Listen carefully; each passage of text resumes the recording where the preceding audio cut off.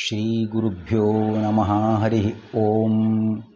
ಜನ್ಮಾದ್ಯಸ್ಯ ಯತೋನ್ಮಯಾದಿತರತಶ್ಚಾರ್ಥೇಷು ವಿಘ್ನೇಶ್ವರಾಟ್ ತೇನೇ ಬ್ರಹ್ಮಹೃದಾಯಾದಿ ಕವಯೇ ಮುಹ್ಯಂತಿ M ಸೂರಯಃ. ತೇಜೋ ವಾರಿಮೃದಾಂ ಯಥಾ ವಿನಿಮಯೋ ಯತ್ರ ತ್ರಿಸರ್ಗೋ ಮೃಷಾ ಧಾಮ್ನಾ ಸ್ವೇನ ಸದಾ ನಿರಸ್ತಕುಹಕಂ ಸತ್ಯಂ ಪರಂ ಧೀಮಹಿ. ಶ್ರೀ ಗುರುಭ್ಯೋ ನಮಃ. ಸ್ವಸ್ತ್ಯಸ್ತು ಸತಾಂ. ಭಾಗವತ ಆಮೋದ ಪರೀಕ್ಷಾರ್ಥಿಗಳಿಗೆ ಹಾಗೂ ಶ್ರೋತೃಗಳಿಗೆ ಸುಸ್ವಾಗತ. ಮುಂದಿನ ಪಾಠವನ್ನು ಪ್ರಾರಂಭ ಮಾಡೋಣ. ಈ ಆಮೋದ ದ್ವಿತೀಯ ಸ್ಕಂಧದ ಸಾರಾಂಶ ಹೊಂದಿರತಕ್ಕಂತಹ ಪುಸ್ತಕದಲ್ಲಿ ನಿನ್ನೆ ಪ್ರಾರಂಭದ 3 ಪ್ರಶ್ನೆಗಳನ್ನು ನಾವು ಚಿಂತನೆ ಮಾಡಿದ್ವಿ. ಪರೀಕ್ಷಿತ ರಾಜ ತನ್ನ ಆಯುಷ್ಯ ಅತಿ ಸಮೀಪದಲ್ಲಿ ಮುಕ್ತಾಯವಾಗ್ತಾ ಇದೆ. ಏನನ್ನು ಓದಬೇಕು, ಏನನ್ನು ಕೇಳಬೇಕು, ಏನು ಮಾಡಬೇಕು, ಏನು ಮಾಡಬಾರದು ಇತ್ಯಾದಿಗಳ ಪ್ರಶ್ನೆಗಳನ್ನು ಬಹಳ ಆತಂಕದಿಂದ ಅತ್ತುಕೊಂಡು ಕೇಳಿದ್ದ. ಸಮಾಧಾನ ಮಾಡಿದ ಶುಕಾಚಾರ್ಯರು ಅವನಿಗೆ ಉತ್ತರವನ್ನು 2ನೇ ಸ್ಕಂದದ ಪ್ರಾರಂಭದಿಂದ ಆ ಉತ್ತರ ನೀಡಿದ್ದಾರೆ. ಅದನ್ನು ಚಿಂತನೆ ಮಾಡೋಣ. 2ನೇ ಸ್ಕಂದದಲ್ಲಿ ಏನು ವಿಷಯಗಳು ಬರ್ತದೆ, ಇಡೀ ಭಾಗವತದಲ್ಲಿ ಏನು ವಿಷಯ ಬರ್ತದೆ, ಸ್ವಲ್ಪ ಹೆಚ್ಚು ಕಡಿಮೆ ಅದರ ವಿವರವನ್ನು ನಿನ್ನೆ ಪ್ರಶ್ನೆಯಲ್ಲಿ ನೋಡಿದ್ದಾಗಿದೆ. ಈಗ ಮುಂದಿನ ಪ್ರಶ್ನೆ ಹೋಗುವುದಂತಾಗಿದ್ದರೆ 4ನೇ ಪ್ರಶ್ನೆ, ಮುಮುಕ್ಷುವು ಏನನ್ನು ಶ್ರವಣ ಮಾಡಬೇಕು, ಏನನ್ನು ಜಪಿಸಬೇಕು ಎಂಬ ಪರೀಕ್ಷಿತ ಪ್ರಶ್ನೆ ಉತ್ತಮವಾಗಿದೆ. ಏಕೆ? ಪರೀಕ್ಷಿತ ರಾಜ ಏನು ಜಪಿಸಬೇಕು, ಏನು ಶ್ರವಣ ಮಾಡಬೇಕು, ಏನು ಕೇಳಬೇಕು, ಏನು ಮನನ ಮಾಡಬೇಕು, ಹೀಗೆಲ್ಲ ಒಂದೇ ಸಮನೆ ಒಂದು ಉಸಿರಿನಲ್ಲಿಯೇ ಅನೇಕ ಪ್ರಶ್ನೆಗಳನ್ನು ಕೇಳಿದ. ಅವನು ಕೇಳಿದ ಪ್ರಶ್ನೆ ತುಂಬ ಚೆನ್ನಾಗಿದೆ, ಉತ್ತಮವಾಗಿದೆಯಪ್ಪ ಅಂತ ಪ್ರಶಂಸೆ ಮಾಡಿದ್ದಾರೆ ಶುಕ ಮಹರ್ಷಿಗಳು. ಪರೀಕ್ಷಿತ ರಾಜನ ಈ ಪ್ರಶ್ನೆ ಉತ್ತಮ ಆಗಿದೆ ಅಂತ ಪ್ರಶಂಸೆ ಮಾಡಲಿಕ್ಕೆ ಏನು ಕಾರಣ? ಶುಕ ಮಹರ್ಷಿಗಳು ಅದಕ್ಕೆ ಆ ಪ್ರಶ್ನೆಯನ್ನು ಕೇಳಿರತಕ್ಕಂಥದ್ದು. ಇದು ಉತ್ತಮವಾಗಿದೆ. ಏಕೆ? ಪರೀಕ್ಷಿತನಂತೆ ಲೋಕಕ್ಕೂ ಹಿತಕಾರಕವಾಗಿರುವುದರಿಂದ ಹಾಗೂ ಬ್ರಹ್ಮಜ್ಞಾನಿಗಳಿಗೂ, ಅರ್ಥಾತ್ ಬ್ರಹ್ಮುಂತಾದವರು ಅಂತ ಅರ್ಥ, ಬ್ರಹ್ಮಾದಿಗಳು ಅವರಿಗೂ ಸಮ್ಮತ ಆಗಿರುವುದರಿಂದ ಏನಾದರೂ ಒಂದು ಪ್ರಶ್ನೆ, ಏನಾದರೂ ಒಂದು ಚರ್ಚೆ, ಏನಾದರೂ ವಿಚಾರ ವಿನಿಮಯ ನಡೀಬೇಕು ಅಂತಾಗಿದ್ದರೆ ಅದು ಎಲ್ಲರಿಗೂ ಉಪಯುಕ್ತವಾಗತಕ್ಕಂಥ ರೀತಿಯಲ್ಲಿ ಲೋಕೋಪಕಾರಕವಾಗಿ ಇರಬೇಕು. ಒಳ್ಳೆಯದನ್ನು ಬಡಿಸ್ತಕ್ಕಂಥದ್ದು ಇರ್ತದೆ ನಿಜ. ಅದು ಕೇವಲ ಸ್ವಾರ್ಥ ದೃಷ್ಟಿಕೋನದಿತ್ತು ಅಂದರೆ ಅದು ಇತರರಿಗೆ ಹೆಚ್ಚು ಉಪಯುಕ್ತ ಆಗಲಿಕ್ಕಿಲ್ಲ.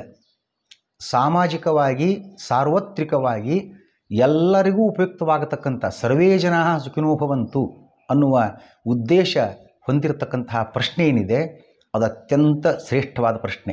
ಹಾಗಾಗಿ ಅವನು ಕೇಳಿದ ಪ್ರಶ್ನೆ ಎಲ್ಲರಿಗೂ ಹಿತಕಾರಕವಾಗಿದೆ. ಯಾರ್ಯಾರು ನಿನ್ನೆ ನಾವು ನೋಡಿದಂತೆ ಸಾವಿನ ಅಂಚಿನಲ್ಲಿ ಯಾರ್ಯಾರಿದ್ದೇವೆ, ಅರ್ಥಾತ್ ಯಾರ್ಯಾರು ಹುಟ್ಟಿ ಬಂದಿದ್ದಾರೆ ಅವರಿಗೆಲ್ಲ ಮರಣ ನಿಷಿದ್ಧ. ಜಾತಸ್ಯ ಹಿ ಧ್ರುವೋ ಮೃತ್ಯು, ಹುಟ್ಟಿದವನಿಗೆ ಸಾವು ನಿಶ್ಚಿತ. ಹಾಗಾಗಿ ಆ ಮರಣವನ್ನು ತಪ್ಪಿಸ ಸಾಧ್ಯ ಇಲ್ಲವೇ ಇಲ್ಲ. ಎಂಥೆಂಥರು ವರ ಕೇಳುವಾಗಲೂ ಸಾಯಬಾರದು ಅಂತ ವರ ಕೇಳಿದರು. ಹಿರಣ್ಯಕಶಿಪು ಇರ್ಬೋದು, ರಾವಣ ಇರ್ಬೋದು, ಕುಂಭಕರ್ಣ ಇರ್ಬೋದು, ಅದೆಲ್ಲ ಆಗೋದಿಲ್ಲ. ಸಾವು ನಿಶ್ಚಿತ. ಹೆಚ್ಚಾದರೆ ಒಂದು ಆಯುಷ್ಯ 1 ವರ್ಷ 6 ತಿಂಗಳು ಹೆಚ್ಚು ಕಡಿಮೆ ಬೇಕಾದ್ರೆ ಕೇಳ್ಕೋಬೋದು ಬೇಕಾರೆ ಅಂತ ಇಷ್ಟೇ ಬ್ರಹ್ಮದೇವ ಹೇಳಿದ್ನೇ ವಿನಃ ಸಾವೇ ಬರಬಾರದು ಅನ್ನೋ ವರವನ್ನು ಕೇಳಿದಾಗ ಹಂಗೆ ಕೊಡಲಿಕ್ಕೆ ಆಗೋದೂ ಇಲ್ಲ. ಜಾತಸ್ಯ ಹಿ ಧ್ರುವೋ ಮೃತ್ಯು, ನಿಶ್ಚಿತ. ಹುಟ್ಟಿ ಬಂದವನಿಗೆ ಸಾವು ನಿಶ್ಚಿತ. ಅದಕ್ಕಾಗಿ ಮುಮುಕ್ಷು ಅಂದರೆ ಮೋಕ್ಷವನ್ನು ಪಡೆಯಲು ಇಚ್ಛಿಸುವ ವ್ಯಕ್ತಿ ಅಂತ ಅರ್ಥ. ಮುಮುಕ್ಷು, ಜಿಜ್ಞಾಸು ಇವೆಲ್ಲ ಸಂಸ್ಕೃತ ಶಬ್ದಗಳು. ಮೋಕ್ಷವನ್ನು ಪಡೆಯಲಿಕ್ಕೆ ಯಾರಿಗೆ ಇಚ್ಛೆ ಉಂಟು, ಈಗಾಗಲೇ ಹೇಳಿದಂತೆಯೇ ಮೋಕ್ಷ ಪಡೆಯಬೇಕು ಅಂತ ಇಚ್ಛೆ ಯಾರಿಗೆ ಬರ್ತದೆ? ಮೋಕ್ಷ ಅಂದರೆ ಏನು? ಈ ದುಃಖದಿಂದ, ಕಷ್ಟದಿಂದ, ಎಲ್ಲ ರೀತಿಯ ಚಿಂತೆಯಿಂದ ಫಾರ್ ಎವರ್ ಶಾಶ್ವತವಾಗಿ ಬಿಡುಗಡೆ, ಇದೇ ಮೋಕ್ಷ. ಇದು ಪಡೀಲಿಕ್ಕೆ ಯಾರಿಗೆ ಇಚ್ಛೆ ಬರ್ತದೆ?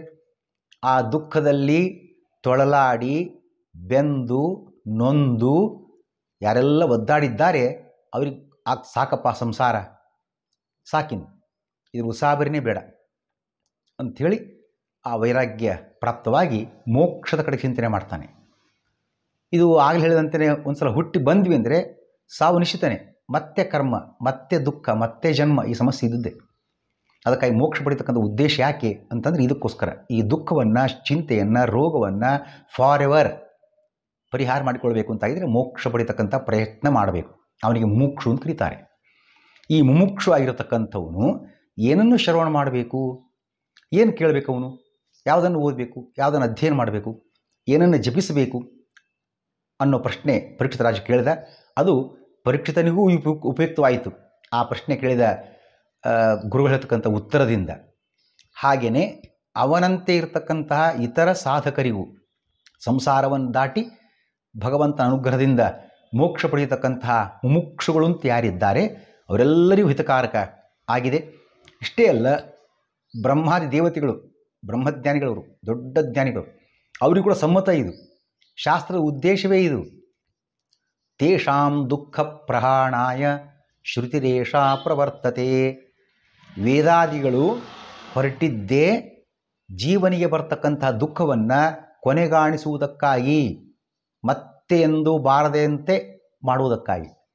ಹಾಗಾಗಿ ಬ್ರಹ್ಮಜ್ಞಾನಿಗಳಿಗೆ ಯಾರು ಈ ಮೋಕ್ಷ ಪಡಿತಕ್ಕಂಥ ಪ್ರಯತ್ನ ಮಾಡ್ತಾರೆ, ಬ್ರಹ್ಮಜ್ಞಾನ ಪಡ್ಕೊಳ್ತೀನಿ ಅಂತ ಅಪೇಕ್ಷೆ ಪಡ್ತಾರೆ, ಅದು ಅವರಿಗೆ ಸಮ್ಮತವಾದ ಸಂಗತಿಯಾಗಿದೆ.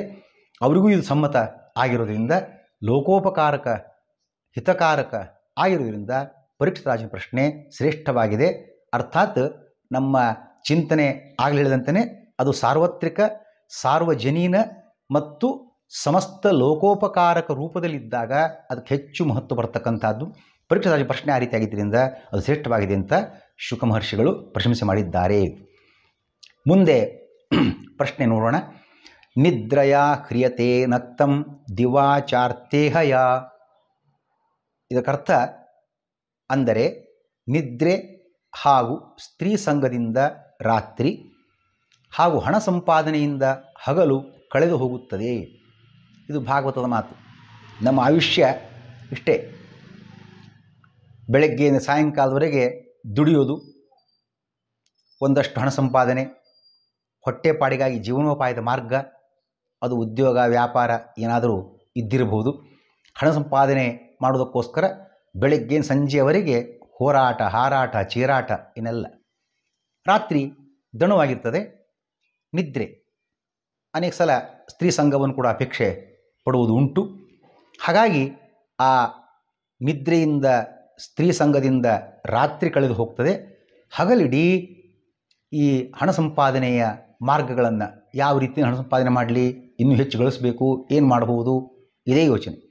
ಅಂತೂ ಹಗಲು ಸಮಯ ಹೋಯಿತು, ರಾತ್ರಿ ಕೂಡ ಸಮಯ ಹೋಗಿಬಿಡ್ತದೆ. ಇದನ್ನೇ ದಾಸರು ಒಂದು ಸುಂದರವಾದ ಮಾತು ಪ್ರಸ್ತಾಪ ಮಾಡಿದ್ದಾರೆ. ಆ ದಾಸವಾಣಿ ಯಾವುದು ನೆನಪಿಸ್ತಾ ಇದೆ ಈ ಭಾಗವತ, ಅಥವಾ ದಾಸವಾಣಿಗೆ ಈ ಭಾಗವತದ ಮಾತು ಏನು ಪ್ರೇರಕ ಆಗಿದೆಯಲ್ಲ, ಅಂತಹ ದಾಸವಾಣಿ ಯಾವುದು ಅಂತ ಇಲ್ಲಿ ಪ್ರಶ್ನೆ ಕೇಳಲಾಗಿದೆ. ಎಂಬ ಮಾತು ಯಾವ ದಾಸವಾಣಿಯನ್ನು ನೆನಪಿಸುವಂತಿದೆ. ಹಗಲು ನಿನ್ನ ನೆನೆಯಲಿಲ್ಲ ಹಸಿವೆ ತೃಷೆಯಿಂದ, ഇരുಳು ನಿನ್ನ ನೆನೆಯಲಿಲ್ಲ ನಿದ್ರೆ ಭರದಿಂದ. ಇದು ಪುರಂದರದಾಸರು ಹೇಳ್ತಕ್ಕಂಥ ಒಂದು ಮಾತು. ಹಗಲು ಭಗವಂತ ಸ್ಮರಣೆ ಮಾಡಲಿಕ್ಕೆ ನನಗೆ ಆಗಲೇ ಇಲ್ಲ, ಹಸಿವು ನೀರಡಿಕೆಗಳು, ಆ ಗುಂಗಿನಲ್ಲೇ ಅದರನ್ನು ತೃಪ್ತಿಪಡಿಸೋದ್ರಲ್ಲೇ ನನ್ನ ಸಮಯ ಮುಗಿದೋಗ್ಬಿಡ್ತು. ഇരുಳಿನಲ್ಲಿಯೂ ಕೂಡ ನಿದ್ರೆ ಭರದಿಂದ ಶ್ರಮ ಆಗಿತ್ತು, ಬೆಳಗ್ಗೆ ಸಾಯಂಕಾಲ ದುಡಿದು ಮಲಗಿಬಿಟ್ಟೆ. ಹಾಗಾಗಿ ಪುರಂದರ ಧ್ಯಾನ ಮಾಡಲಿಕ್ಕೆ ನಮಗೆ ಸಮಯವೇ ಸಿಗ್ತಾ ಇಲ್ಲ ಅನ್ನುವ ಚಿಂತನೆ ದಾಸವಾಣಿಯಲ್ಲಿ ಬಂದಿದೆ. ಅದನ್ನು ಕೂಡ ಪುರಂದರದಾಸರು ಭಾಗವತ ಪ್ರೇರಣೆಯನ್ನು ಪಡೆದು ಈ ದಾಸವಾಣಿಯ ಚಿಂತನೆ ನಮಗೆ ಕೊಟ್ಟಿರ್ತಕ್ಕದನ್ನು ನಾವು ಗಮನಿಸಬಹುದಾಗಿದೆ. ಮುಂದಿನ ಪ್ರಶ್ನೆ, ಈ ಸಂಸಾರದ ನಿಜ ಸ್ವರೂಪ ಏನು? ಈ ಸಂಸಾರವನ್ನು ದಾಟಬೇಕು, ಸಂಸಾರ ಬಹಳ ಕಷ್ಟಕರ ಅಂತೆಲ್ಲ ಹೇಳ್ತೀವಿ. ಹಂಗೆ ಸಂಸಾರ ಅಂದರೆ ಏನು, ಯಾವುದನ್ನು ದಾಟಬೇಕು, ಏನು ಕಷ್ಟ, ಅಸ್ತಿತ್ವ ಕಷ್ಟ ಉಂಟೋ, ಏನು ದುಃಖ ಉಂಟೋ, ಏನಿದು?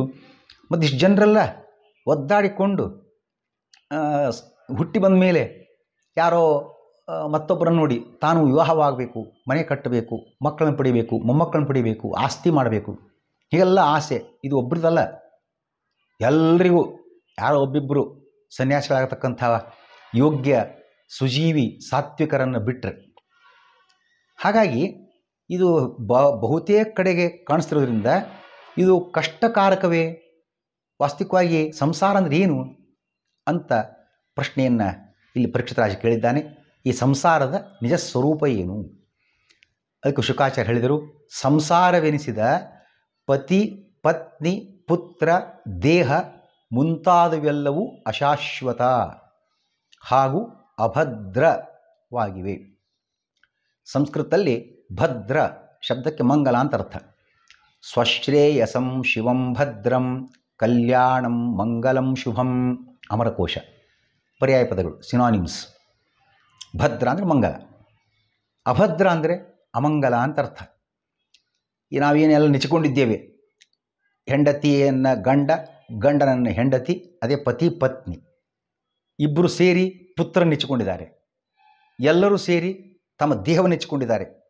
ನಾನು ಗಟ್ಟಿಮುಟ್ಟಾಗಿರಬೇಕು, ಹಾಗಿರಬೇಕು, ಹೀಗಿರಬೇಕು, ಏನೆಲ್ಲ ದೇಹದ ಬಗ್ಗೆ ಅಭಿಮಾನ. ಇವೆಲ್ಲವೂ ಕೂಡ ಯಾವುದನ್ನ ಬಗ್ಗೆ ನಾವು ಭಾಳ ಹಚ್ಕೊಂಡಿದ್ದೇವೆ. ಇವೆಲ್ಲವೂ ಕೂಡ ಇದ್ರ ಜೊತೆ ಎಲ್ಲ ಬಂತು. ಆಸ್ತಿ, ಮನೆ, ಮಠ, ತೋಟ, ಪಟ್ಟಿ, ಸೈಟು, ಫ್ಲ್ಯಾಟು ಎಲ್ಲ ಅಶಾಶ್ವತವಾಗಿದೆ. ಯಾಕೆ? ಇವತ್ತು ಇರ್ತದೆ, ನಾಳೆ ಎಲ್ಲ ನಷ್ಟವಾಗಿ ಹೋಗ್ತದೆ. ಯಾವುದೂ ಶಾಶ್ವತವಲ್ಲ. ಯಾವುದು ಶಾಶ್ವತ?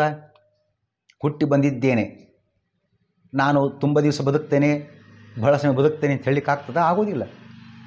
ಅದು ದೇಹದ ಪರಿಣಾಮ. ಸ್ವಲ್ಪ ದಿವಸದಲ್ಲಿ ಕೊನೆಗೊಳ್ಳಬಹುದು. ಹುಟ್ಟಿದ ಮಗನೂ ಕೂಡ ಚಿಕ್ಕ ವಯಸ್ಸಿನಲ್ಲಿ ಸಾಯ್ಬೋದು, ಹೆಂಡತಿ ಸತ್ತು ಹೋಗ್ಬೋದು, ಗಂಡ ಸತ್ತು ಹೋಗ್ಬೋದು, ದೇಹವೇ ಬಿದ್ದು ಹೋಗ್ಬೋದು. ಯಾವುದು ಶಾಶ್ವತ? ಯಾವುದು ಶಾಶ್ವತವಲ್ಲ. ಇವತ್ತೆಲ್ಲ ಗ್ಯಾರಂಟಿ ಕೊಡ್ತಾರೆ. ಈ ದೇಹದ ಗ್ಯಾರಂಟಿಯನ್ನು ಕೊಡುವವರು ಯಾರು? ಯಾರೂ ಕೊಡೋ ಹಾಗಿಲ್ಲ. ಯಾವುದೇ ಇನ್ಶೂರೆನ್ಸ್ ಆಫೀಸು ಯಾವುದೂ ಇಲ್ಲ, ಯಾವುದೂ ಇಲ್ಲ. ಮೊದಲೆಲ್ಲ ಇತ್ತು ಲೈಫ್ ಟೈಮ್ ವ್ಯಾಲಿಡಿಟಿ. ಯಾವುದೋ ಪ್ರಾರಂಭದಲ್ಲಿ ಬಂತು ನೋಡ್ರಿ, ಟಾಟಾ ಇಂಡಿಕಾಮು ಯಾವುದೋ ಒಂದು. ಅದು ಬಂದಾಗ ಲೈಫ್ ಲಾಂಗ್, ಲೈಫ್ ಟೈಮ್. ಅದಕ್ಕೆ 10,000 ರೂಪಾಯಿ ಕೊಟ್ಬಿಟ್ರೆ ಎಷ್ಟೋ 5,000 ಎಷ್ಟೋ ಇತ್ತದು ಲೈಫ್ ಟೈಮ್ ವ್ಯಾಲಿಡಿಟಿ. ಈಗ ಅದು ಹೋಗಿದೆ ಅಲ್ಲ. ಈಗ ಲೈಫ್ ಟೈಮ್ ಇಲ್ಲವೇ ಇಲ್ಲ ಈಗ. ಯಾಕೆ? ಲೈಫೇ ಇಂಡೆಫಿನಿಟ್. ಹಾಗಾಗಿ 5 ವರ್ಷ, 6 ವರ್ಷ ಅಥವಾ 3 ತಿಂಗಳು, 5 ತಿಂಗಳು ಇಷ್ಟೇ ವ್ಯಾಲಿಡಿಟಿ.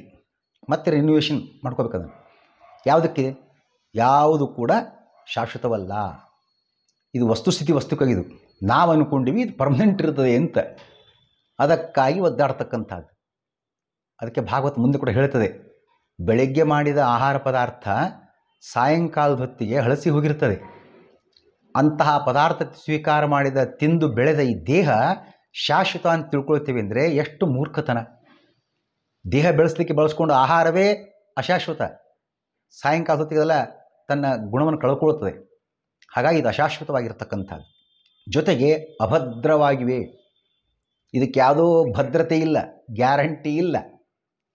ಪೂರ್ಣ ಸಾಧನೆ ಮಾಡ್ತೇವೆ ಅಂತನೋ, ಪೂರ್ಣ ಬದುಕ್ತೇವೆ ಅಂತನೋ ಇಲ್ಲ. ಅಭದ್ರವಾಗಿವೆ, ಅಮಂಗಳಕರವಾಗಿವೆ. ಅಮಂಗಳಕರ.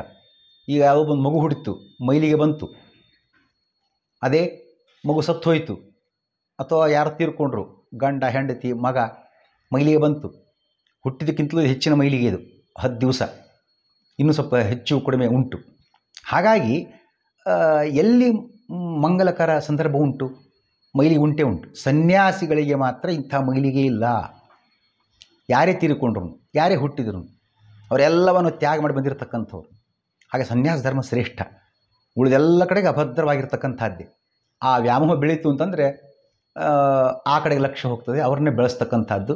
ನಾಳೆ ಒಂದು ದಿವಸ ಆ ಹೆಂಡತಿಯೋ ಅಥವಾ ಗಂಡನೋ ಅಥವಾ ಮಗನೋ ತಿರುಗಿ ಮಾತಾಡಿದ್ರು ಅಂದರೆ ಎಲ್ಲ ಜ್ಞಾನೋದಯ ಆಗ್ತದೆ. ನಾನು ಸುಮ್ಮನೆ ಇಷ್ಟು ದಿವಸ ವ್ಯರ್ಥವಾಗಿ ದುಡಿದ್ನೆಲ್ಲ, ಇವ್ರಿಗೋಸ್ಕರ ಹೈರಾಣದ್ನೆಲ್ಲ, ಆಗ ಜ್ಞಾನೋದಯ ಆಗ್ತದೆ. ಏನು ಉಪಯೋಗ? ಎಲ್ಲ ಅಮಂಗಲಕರ. ಇದು ಬೇಸಿಕ್ ಸಂಸಾರದ ಚಿಂತನೆ. ಅದನ್ನು ವಿಶ್ಲೇಷಣೆ ಮಾಡಿದಾಗ ತಿಳಿಯತಕ್ಕ ಸಂದರ್ಭ. ಹಾಗಾಗಿ ನಾವು ಅಶಾಶ್ವತವಾಗಿರ್ತಕ್ಕಂಥದ್ದಕ್ಕೆ ಹೆಚ್ಚಲಿಕ್ಕೆ ಇಷ್ಟಪಡಬಾರ್ದು ಅನ್ನೋ ಅರ್ಥ. ಬಾಡಿಗೆ ಮನೆಯಲ್ಲಿ ಇರ್ತೇವೆ. ಬಾಡಿಗೆ ಮೇಲೆ ಇದ್ದಾಗ ಎಷ್ಟು ದಿವಸ ಇರ್ತೇವೆ ಅಷ್ಟು ಚೆನ್ನಾಗಿ ಕಸ ಗುಡಿಸ್ಕೊಂಡಿರೋದು ಅಷ್ಟೇ ಕೆಲಸ. ನಾವಲ್ಲಿ ಸುಣ್ಣ ಹಚ್ಚಿದ್ವಿ, ಬಣ್ಣ ಹಚ್ಚಿದ್ವಿ, ಡೆಕೋರೇಷನ್ ಮಾಡಿದ್ವಿ, ಇಂಟೀರಿಯರ್ ಡೆಕೋರೇಷನ್ ಯಾರೂ ಮಾಡೋದಿಲ್ಲ. ಯಾಕೆ? ನಾಳೆ ನಾವು ಬಿಟ್ಟು ಹೋಗೋರಿದ್ದೇವೆ. ಅಷ್ಟೇ ವರ್ಷನೋ 1.5 ವರ್ಷನೋ ಕೊಟ್ಟಿದ್ದಾರೆ ಸಮಯ, ಅಷ್ಟಿರ್ತಕ್ಕದ್ದು. ಇರೋ ದಿವಸ ಕಸ ಗುಡ್ಸ್ಕೊಂಡಿರೋದು ಅಷ್ಟೇ ಕೆಲಸ. ಅಲ್ಲಿ ಹೆಚ್ಚಿನ ಅಲಂಕಾರನೋ ಸೌಂದರ್ಯೀಕರಣನೋ ಏನು ಮಾಡೋದಿಲ್ಲ.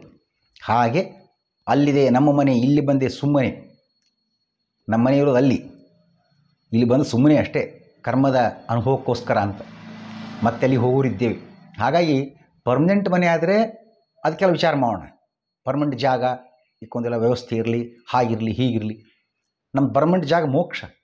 ಅದಕ್ಕೆ ನಾವು ತಯಾರಿ ಮಾಡ್ಕೊಳ್ಬೇಕೇ ವಿನಃ ಈ ಟೆಂಪರರಿ ತಾತ್ಕಾಲಿಕ ಜೀವನಕ್ಕೆ ಹೆಚ್ಚಿನ ಅಲಂಕಾರ ಬೇಡ. ನಮ್ಮ ಸಮಸ್ಯೆ ಆಗಿರೋದು ಅಲ್ಲಿ ಇವತ್ತು. ದೇಹ ಪೋಷಣೆ ನಡೀತಾ ಇದೆ, ದೇಹ ಚಿಂತನೆ ಆಗ್ತಾ ಇದೆ, ದೇವ ಚಿಂತನೆ ಆಗ್ತಾ ಇಲ್ಲ. ಅದಕ್ಕೆ ಸಂಸಾರದ ಕಲ್ಪನೆ ತಂದು ಕೊಟ್ಟಿದ್ದಾರೆ ಶುಕ ಮಹರ್ಷಿಗಳು. ಈ ಸಂಸಾರದ ನಿಜಸ್ವರೂಪ ಅಂತಂದರೆ ಪತಿ ಇರಲಿ, ಪತ್ನಿ ಇರಲಿ, ಪುತ್ರ ಇರಲಿ, ದೇಹ ಇರಲಿ, ಎಲ್ಲ ಅಶಾಶ್ವತ. ಇವತ್ತಲ್ಲ ನಾಳೆ ಕೈ ಕೊಡ್ತಕ್ಕಂಥದ್ದು ಯಾವುದು ಗಟ್ಟಿಯಾಗಿ ಉಳಿಯುವಂಥದ್ದಿಲ್ಲ.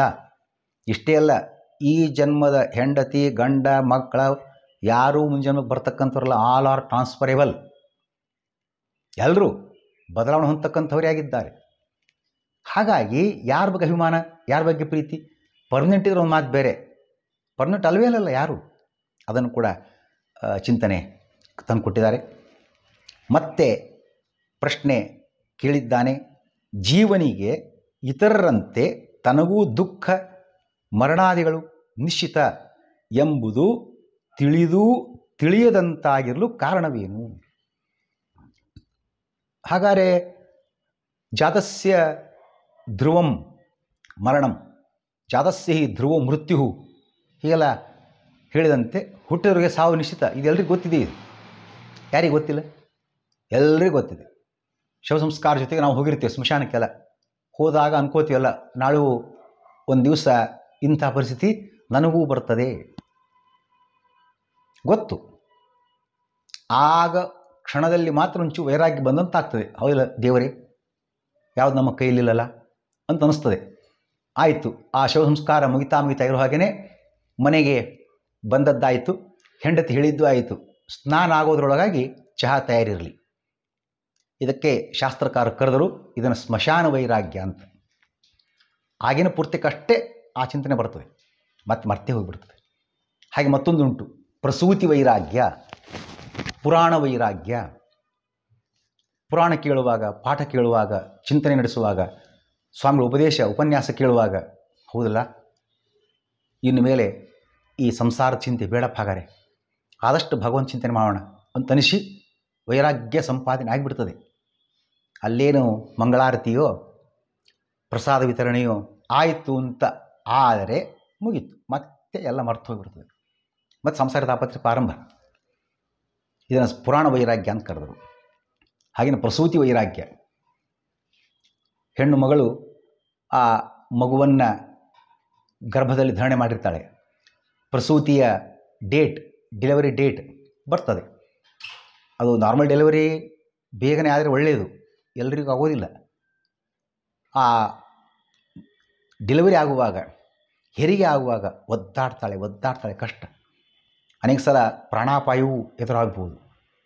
ಆಗ ದುಃಖ, ಆ ಪೇನ್ಸ್, ಆ ನೋವನ್ನು ಅನುಭವಿಸುವಾಗ ಸಾಕು ಈ ಸಂಸಾರ, ಎಂದೆಂದು ಬೇಡ ಈ ಸಂಸಾರ ಸುಖ, ಯಾರಿಗೆ ಬೇಕಿದೆ ಈ ಹಣೆ ಬರಹ ಅನ್ನುವಷ್ಟರ ಮಟ್ಟಿಗೆ ದುಃಖ ಅನುಭವಿಸಿ ಆ ಸಂಸಾರದ ಬಗ್ಗೆ, ಸಂಸಾರ ಸುಖದ ಬಗ್ಗೆ ವೈರಾಗ್ಯ ಬಂದುಬಿಡ್ತದೆ.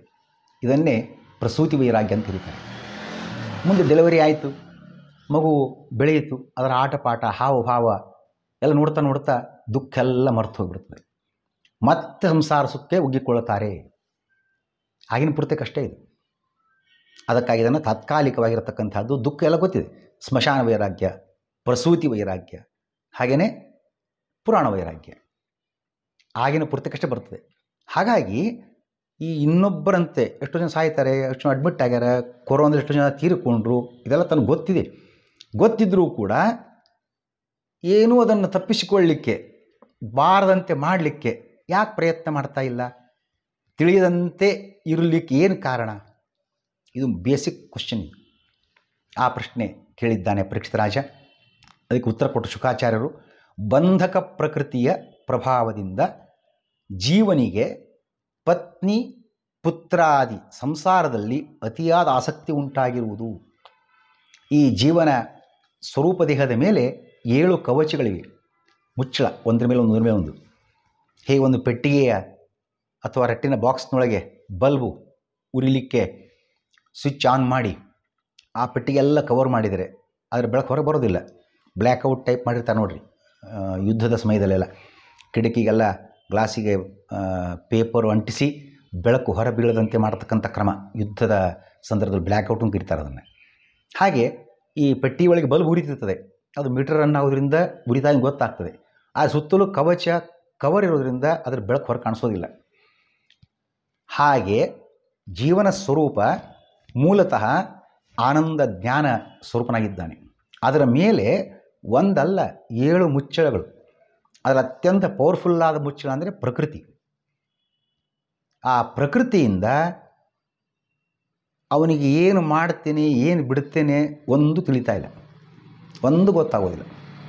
ಹಾಗಾಗಿ ಇದ್ದರೂ ಇಲ್ಲದಂತೆ, ಗೊತ್ತಿದ್ದು ಗೊತ್ತಾಗದಂತೆ ಇರುವ ಸಂದರ್ಭ ನಿರ್ಮಾಣ ಆಗಿಬಿಟ್ಟಿದೆ.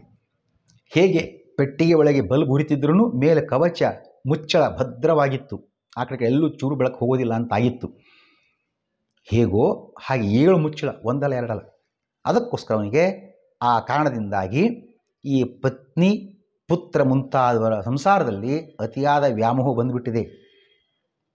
ಇವರೇ ನನ್ನನ್ನು ಕಾಪಾಡ್ತಾರೆ ಅಂತನೋ, ಇವರು ನನಗೆ ಒಳ್ಳೆಯದಾಗ್ತದೆ ಅಂತನೋ ಹೀಗೆಲ್ಲ ಅಂದ್ಕೊಂಡು ಅತಿಯಾದ ಆಸಕ್ತಿಯಿಂದ ಪತ್ನಿಯನ್ನು ಪಡೀಲಿಕ್ಕೋ ಅಥವಾ ಪುತ್ರನನ್ನು ಪಡೀಲಿಕ್ಕೋ ಅಥವಾ ಗಂಡನನ್ನು ಪಡೀಲಿಕ್ಕೋ ಮನೆ ಕಟ್ಟಲಿಕ್ಕೋ ಹೀಗೆಲ್ಲ ಮುಂದಾಗ್ತಾನೆ. ಇವೇ ನಮ್ಮನ್ನು ಕೈ ಹಿಡಿತದೆ, ನಮ್ಮನ್ನು ಕಾಪಾಡ್ತವೆ, ನನಗೆ ಸುಖ ಉಂಟಾಗ್ತದೆ ಅಂತ ಆ ಪ್ರಕೃತಿಯ ಪ್ರಭಾವದಿಂದ ಆಗಿರತಕ್ಕಂಥದ್ದು ಅಂತ ಕಾರಣ ಕೊಟ್ಟಿದ್ದಾರೆ.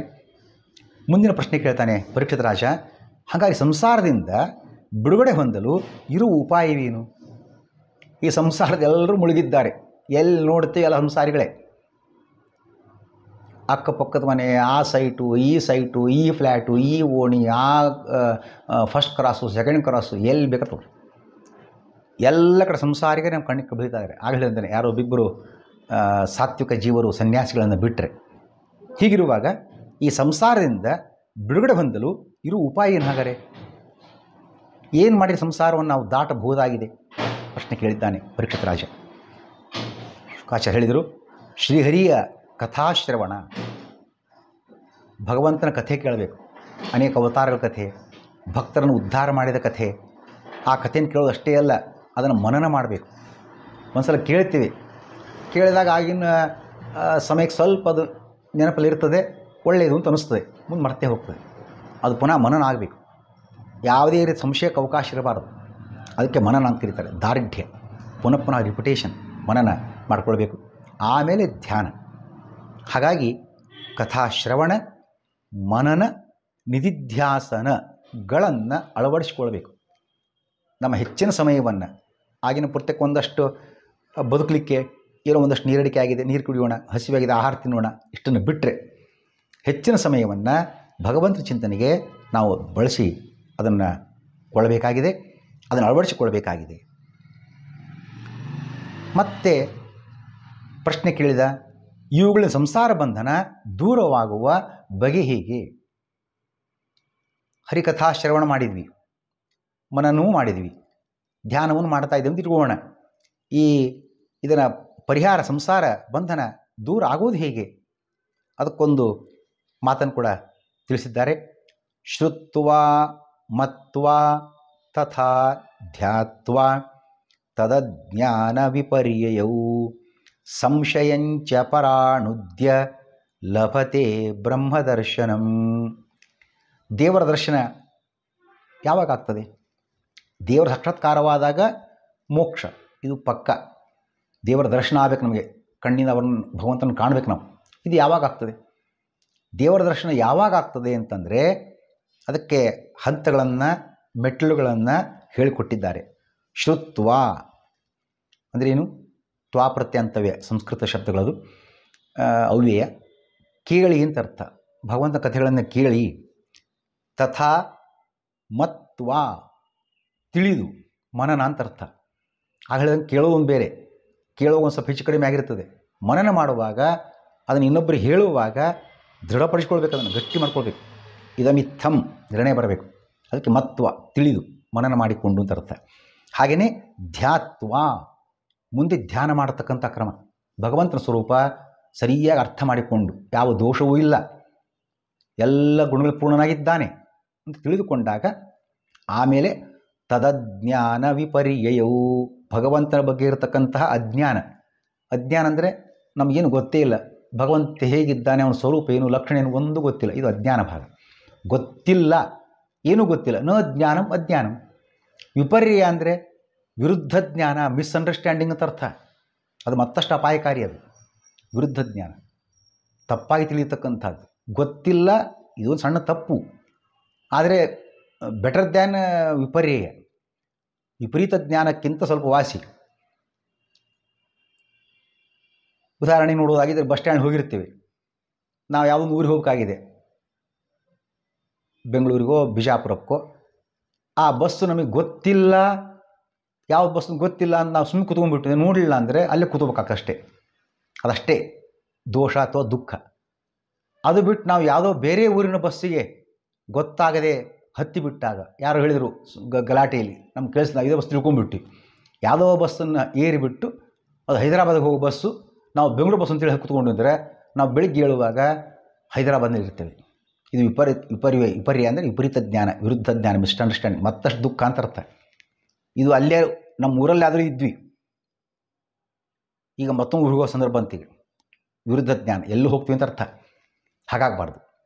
ಅಜ್ಞಾನ ತಿಳಿದೇ ಇರತಕ್ಕಂಥ ಸ್ಥಿತಿ, ವಿರುದ್ಧ ಜ್ಞಾನ, ಮಿಸ್ಅಂಡರ್ಸ್ಟ್ಯಾಂಡಿಂಗ್, ವಿಪರ್ಯಯ. ಇವುಗಳನ್ನು ಮತ್ತು ಅಲ್ಲೊಂದು ಚ ಶಬ್ದ ಇದೆ ನೋಡಿ, ಎರಡನೇ ಸಾಲಿನಲ್ಲಿ. ಸಂಶಯಂ ಚ ಅಂದರೆ ಮತ್ತು ಅಂತ ಅರ್ಥ. ಸಂಸ್ಕೃತ ಶಬ್ದ ಅವೇ ಅದು. ಸಂಶಯಂಚ, ಸಂಶಯವೂ ಇರಬಾರ್ದು.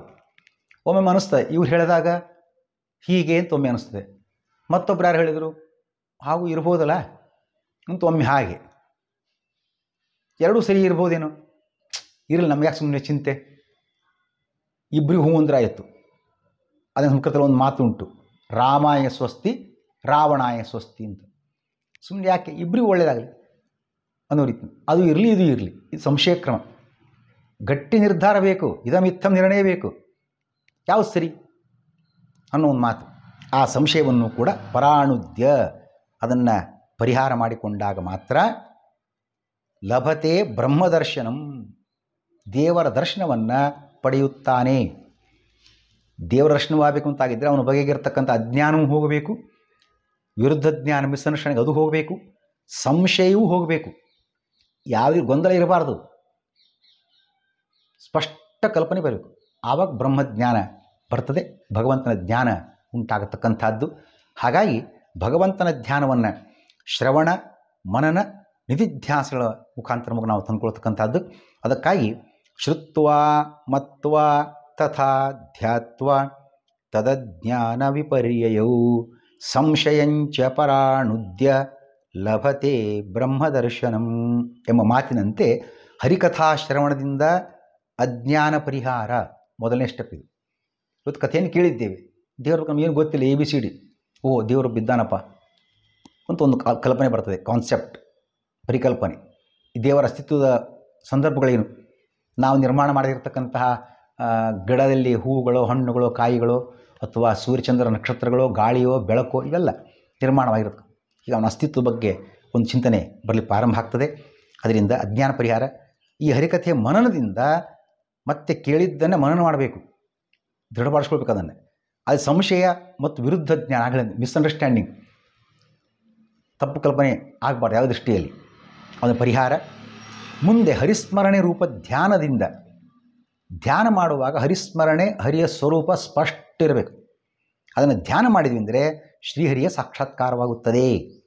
ಆ ಮೂಲಕ ಪ್ರಕೃತಿ ಬಂಧನದಿಂದ ಬಿಡುಗಡೆ ಸಾಧ್ಯವಾಗುತ್ತದೆ. ಹಾಗಾಗಿ ಪ್ರಕೃತಿ ಬಂಧನ ಕಳಿಸಬೇಕು ಅಂತಾಗಿದ್ದರೆ ಭಗವಂತ ಅನುಗ್ರಹ ಬೇಕು, ಬೇರೆ ಮಾರ್ಗವೇ ಇಲ್ಲ. ತಮೇವಂ ವಿದಿತ್ವಾ ಅತಿ ಮೃತ್ಯುಮೇತಿ ನಾಣ್ಯಪಂಥಾ ಅಯನಾಯ ವಿದ್ಯತೆ. ಭಗವಂತನ ಜ್ಞಾನವಿಲ್ಲದೆ ಯಾರಿಗೂ ಮೋಕ್ಷ ಇಲ್ಲ. ಪ್ರಕೃತಿ ಬಂಧನ ಕಳಿಸಬೇಕು ಅಂತಾಗಿದ್ದರೆ ಅನುಗ್ರಹ ಬೇಕು. ಅದಕ್ಕಾಗಿಯೇ ಅಜ್ಞಾನಾಂ ಜ್ಞಾನದೋ ವಿಷ್ಣು ಜ್ಞಾನಿನಾಂ ಮೋಕ್ಷದಶ್ಚ ಸಹ ಆನಂದದಶ್ಚ ಮುಕ್ತಾನಾಂ ಸೇವೇಕೋ ಜನಾರ್ದನ ಅಂತ ಮಧ್ವರು ತಿಳಿಸ್ತಾ, ಅದಕ್ಕಾಗಿ ಅಥಾತೋ ಬ್ರಹ್ಮಜಿಜ್ಞಾಸ, ಬ್ರಹ್ಮನ ಚಿಂತನೆಯನ್ನು ಮಾಡಿರಿ, ಭಗವಂತನ ಜ್ಞಾನ ಪಡ್ಕೊಡ್ರಿ, ಅದರಿಂದ ನಮಗೆ ಮೋಕ್ಷ ಪ್ರಾಪ್ತಿ ಆಗತಕ್ಕಂಥ ಸಂದೇಶವನ್ನು ಕೊಟ್ಟಿದ್ದಾರೆ. ಅದಕ್ಕೋಸ್ಕರ ಈ ಭಗವಂತನ ಜ್ಞಾನವನ್ನು ಪಡ್ಕೊಂಡ್ರೆ ಈ ಸಂಸಾರ ಸಾಗರವನ್ನು ಪ್ರಕೃತಿ ಬಂಧನ ಕಳಿಸಿಕೊಂಡು ದಾಟಿ ಮೋಕ್ಷವನ್ನು ತಲುಪಬಹುದಾಗಿದೆ ಅನ್ನೋ ಸಂದೇಶವನ್ನು ಕೊಟ್ಟಿದ್ದಾರೆ. ಇಲ್ಲಿಗೆ ಇವತ್ತಿನ ಪಾಠವನ್ನು ಮುಕ್ತಾಯ ಮಾಡೋಣ. ಯಸ್ ಸರ್ವಗುಣಸಂಪೂರ್ಣ ಸರ್ವದೋಷವಿವರ್ಜಿತಃ ಪ್ರೀಯತಾಂ ಪ್ರೀತಯೇವಾಲಂ ವಿಷ್ಣುರ್ಮೇ ಪರಮಸುಹೃತ್. ಶ್ರೀಕೃಷ್ಣಾರ್ಪಣಮಸ್ತು.